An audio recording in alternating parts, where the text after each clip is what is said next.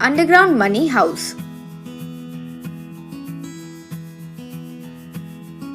देवगिरी नाम की जगह पर जगपति राजा नाम का एक जमींदार हुआ करता था। वो अपने परिवार के साथ ज्यादातर विदेश में ही रहता था। जमींदार के जागीर की देखभाल करने के लिए प्रेम चोपड़ा जी नाम का दीवान जी रहता था। वो बहुत बुरा आदमी था।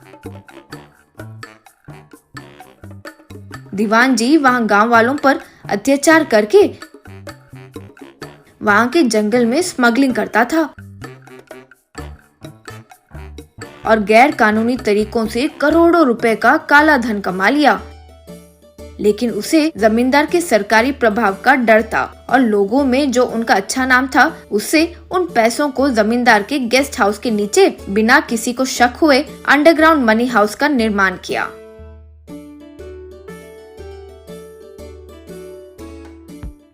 रोज अंडरग्राउंड मनी हाउस में जाकर स्विमिंग करते हुए,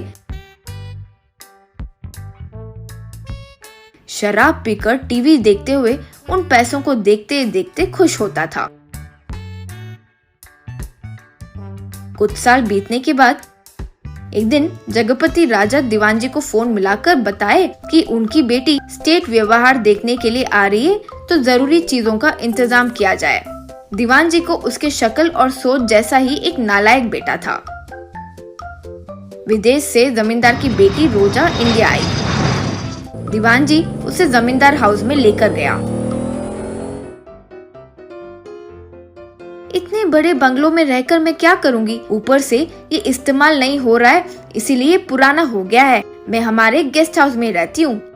तब दीवान जी घबराते हुए, स्टेट व्यवहार देखने के लिए फिलहाल के लिए मैं और मैनेजर रंजित वहाँ रह रहे हैं, जल्दी आपको सौंप दूंगा। दीवान जी के बेटे का नाम था गुलशन। दीवान जी गुलशन से, रोजा आ गई है, अब वो मिस ना हो, इसलिए मीठी मीठी बातें करके उसे बुट्टी में डाल दो। Okay dad. फिर अगले दिन दीवान जी मैनेजर जब आ रहे थे, तब गुलशन वहाँ बड़े से बुट्टी के साथ आगे आया। दीवान जी उसे रोककर, क्यों रे, इतना बड़ा बुट्टी लेके जा रहे हो?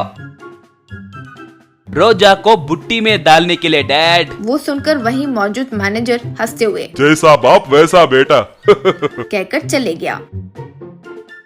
तेरी वजह से ऐसे बेकार लोगों से भी बातें सुनने की स्थिति आ पड़ी है। बुट्टी में डालने का मतलब ये नहीं होता रे, अपने जाल में फंसाना होगा, जाल में।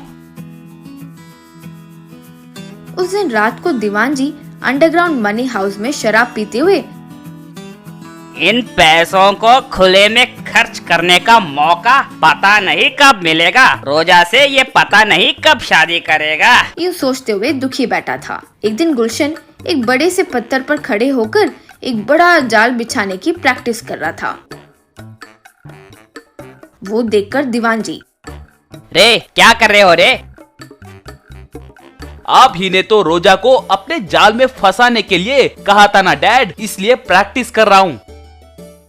वो सर पकड़कर, अरे जाल में फंसाने का मतलब ये नहीं है रे, ट्रैक पर लाना है, ट्रैक पर। कौन सा ट्रैक पिताजी? Love track. ओह, ट्रैक पर लाना है, ओके ओके कहकर वहां से चले गया। एक दिन दीवान जी जरूरी काम से मुंबई गया। फिर अगले दिन मैनेजर के द्वारा रोजा गेस्ट हाउस आने वाली है, ये बात जानकर गुलशन वहाँ ट्रैक बनाने लगा। ट्रैक डालने के लिए मिट्टी को हटा रहा था तो अंडरग्राउंड का दरवाजा खुल गया। उसी समय वहाँ आई रोजा। गुलशन को देखकर, हाय गुलशन कहते हुए ट्रैक पर चलते हुए गुलशन की तरफ आते हुए अंडरग्राउंड दरवाजे पर पैर लगा तो अंडरग्राउंड मनी हाउस में गिर गई। वो जानकर गांव के लोग, मैनेजर सब वहां आए। सब अंडरग्राउंड मनी हाउस में जाकर वहां मौजूद पैसों को देखकर आश्चर्य में पड़ गए।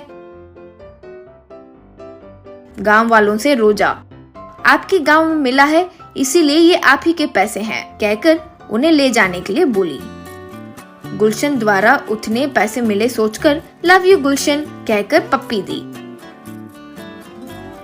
गुलशन तुरंत पिता को फोन मिलाकर, डैड, रोजा लव ट्रैक में गिर गई है डैड।